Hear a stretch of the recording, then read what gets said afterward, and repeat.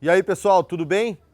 Aqui na TVUC, o Na Ponta dos Cascos de hoje vai conversar com o Edson Pagotto e o tema vai ser guarda-casco. Dá uma olhada nesse vídeo que é bem interessante essa abordagem sobre guarda-casco que ele fez pra gente aqui.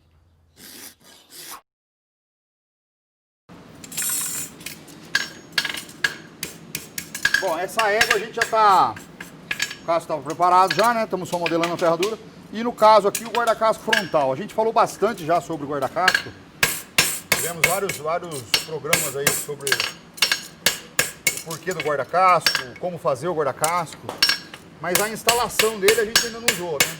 Então, a gente vai modelar essa ferradura e vai usar o guarda-casco agora. E vamos mostrar como é que a gente instala o guarda-casco. No caso dos anteriores aqui, a gente vai usar o frontal. E nos posteriores, o guarda-casco lateral, certo?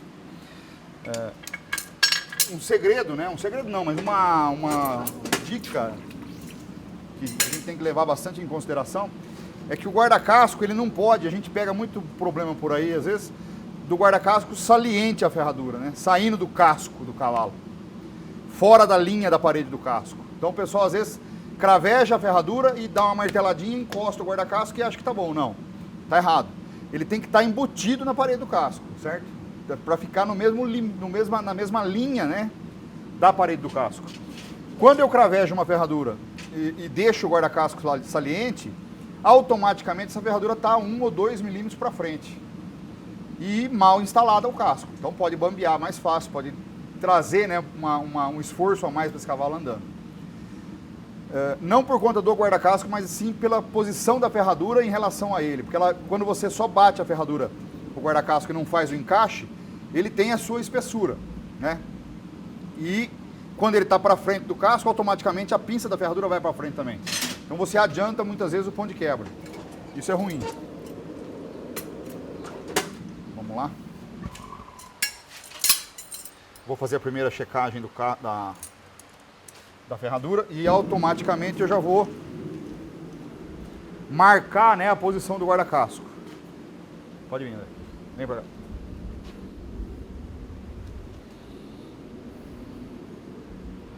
Encosto. Reparem que eu encosto, faço uma marcaçãozinha e fica uma marquinha na parede do casco aqui, ó. Tá? Aqui eu venho com a faca, tiro um pouquinho, bem pouquinho, ó.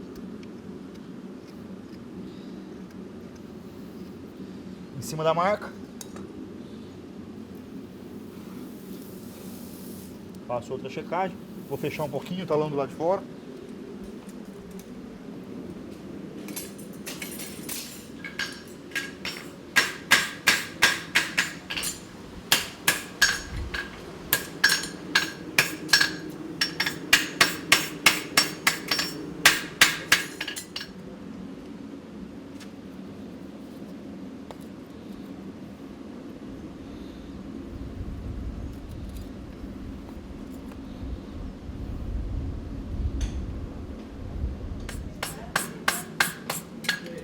Só vou dar um ajustezinho nos talões, né?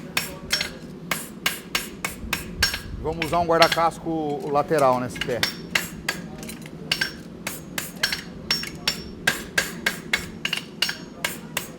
No caso, vamos usar a marreta de bola, né? Dentro daquelas várias formas, né, de se fazer o guarda-casco. Vamos trabalhar com a marreta de bola. Eu dou um ajuste no talão. Isso eu faço em todas as ferraduras que eu uso, né? Eu dou esse ajustezinho de talão aqui.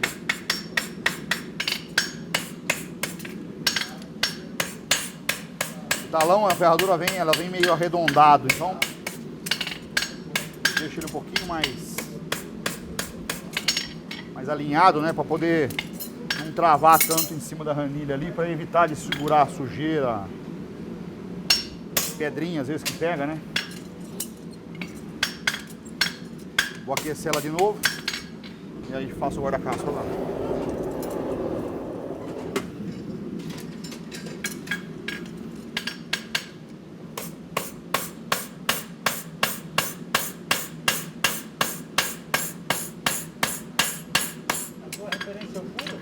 Eu faço entre um furo e outro.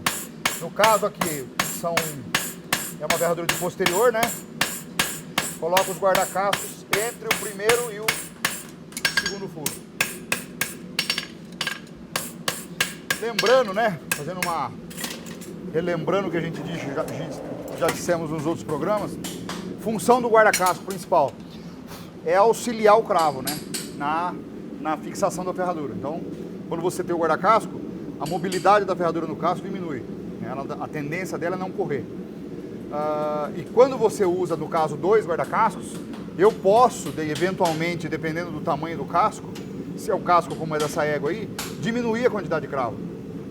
O que beneficia, vamos dizer, a estrutura do casco, porque eu estou furando menos, estou agredindo menos esse casco, né? Quando a gente coloca o cravo. Então eu posso reduzir a quantidade de cravo que a gente usa, certo? Usando os guarda-cascos laterais. E dependendo do tamanho do casco do cavalo. Se é um cavalo de casco muito grande, aí não, aí eu tenho que usar os 3 mesmo, que a gente usa, normalmente a gente usa, né?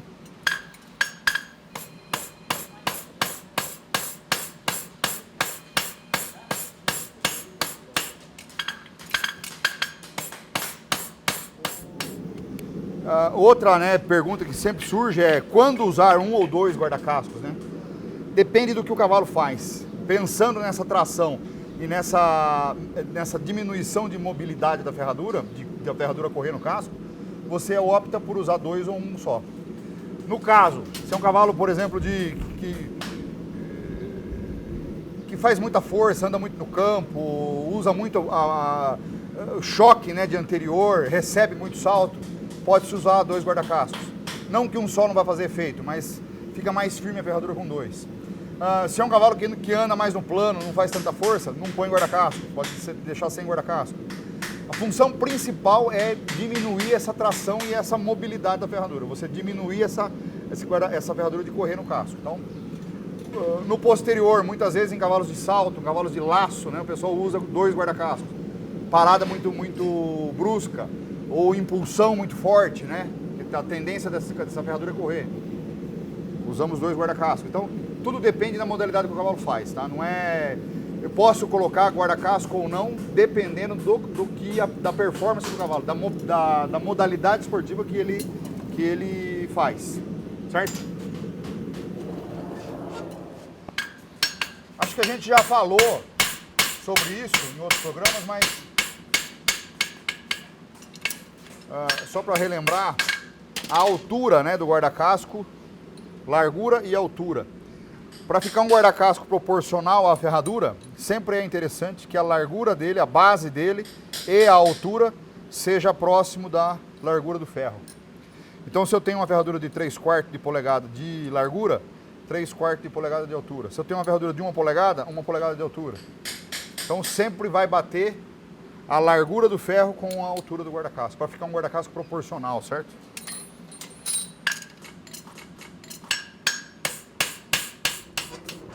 Outra coisa interessante é que a quantidade de material que eu puxo na bolha, quando eu estou fazendo a bolhazinha do guarda-casco, é que vai determinar o tamanho desse guarda-casco. Se eu bato pouco, se eu tenho pouco material, eu vou ter guarda-cascos menores. Se eu tenho muito material, eu vou ter guarda-cascos maiores.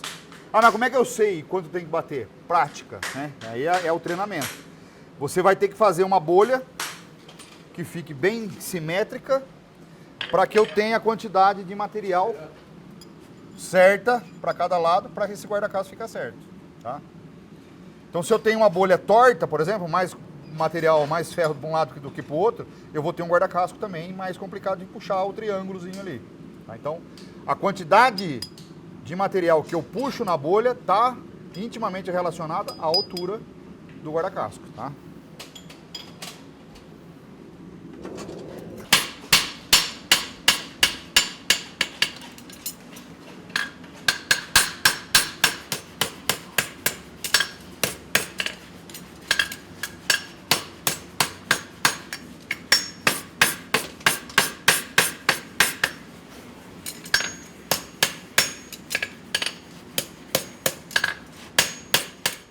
Aqui, quando a gente já marca o guarda-casco, ó, mesma coisa do anterior, eu tiro um golinho do casco,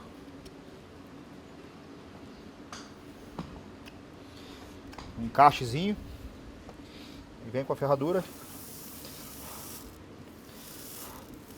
Por que eu faço isso? Para ele ficar embutido na parede, ficar alinhado na parede. E não ter a necessidade, né, de martelar o guarda-casco depois. Isso é errado. Para dar pressão na parede do casco. Então, já modelo ele olhando, né, quando eu venho para olhar o casco e medir para fazer a ferradura, para modelar a ferradura, eu já deixo ele no ângulo certo da parede do casco. Então, às vezes o guarda-casco mais deitado, mais em pé, mas sempre acompanhando o alinhamento da parede do casco, para evitar de martelar esse guarda-casco depois. Só põe 2 cravinhos pra gente mostrar. Ah, tá, no cada lado? É.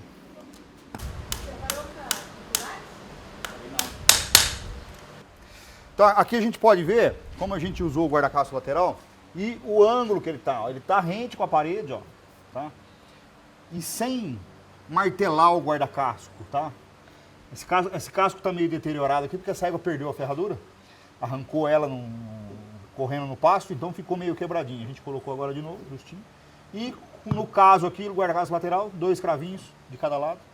É um casco pequeno, relativamente, não é tão grande, né? Não é um casco enorme, então não justifica você cravejar tanto. 2 cravos aguentam bem. Até o próximo ferrajamento, certo?